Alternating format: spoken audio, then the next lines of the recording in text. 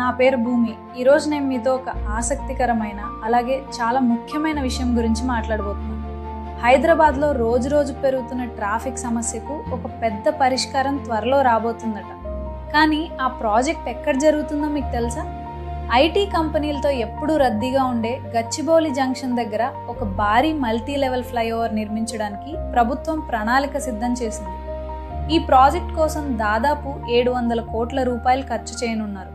ప్రతిరోజు వేలాది ఐటీ ఉద్యోగులు ప్రయాణించే ఈ ప్రాంతాన్ని పూర్తిగా సిగ్నల్ ఫ్రీ మార్గంగా మార్చడం ఈ ప్రాజెక్ట్ ప్రధాన లక్ష్యం. ఈ ఫ్లైఓవర్ ట్రిపుల్ ఐటీ జంక్షన్ నుంచి కోకాపేట్ ORR వరకు సుమారు 5 కిలోమీటర్ల పొడవుతో నిర్మించనున్నారు. దాని వెడల్పు సుమారు 24 మీటర్లు ఉండబోతుంది. ఈ ప్రాజెక్ట్లో మల్టీ లెవెల్ ఫ్లైఓవర్లు మాత్రమే కాకుండా అండర్ పాస్లు కూడా ఉండేలా ప్లాన్ చేస్తున్నారు. ఇది పూర్తయితే గచ్చిబౌలి ఐటీ కారిడార్లో ట్రాఫిక్ రద్దీ గణనీయంగా తగ్గుతుందని అధికారులు చెబుతున్నారు. ప్రస్తుతం ఉన్న అంచనాల ప్రకారం ఈ ప్రాజెక్ట్ పనులు 2028 నాటికి పూర్తయ్యే అవకాశం ఉంది. అయితే మీ అభిప్రాయం ఏమిటి? ఈ కొత్త ఫ్లైఓవర్ నిజంగా గచ్చిబౌలి ట్రాఫిక్ సమస్యను తగ్గించగలదా? మీ ఆలోచనలు కామెంట్స్లో తప్పకుండా తెలియజేయండి. తర్వాత ఎలాంటి విషయాలపై విశ్లేషణ మీకు కావాలో కూడా చెప్పండి.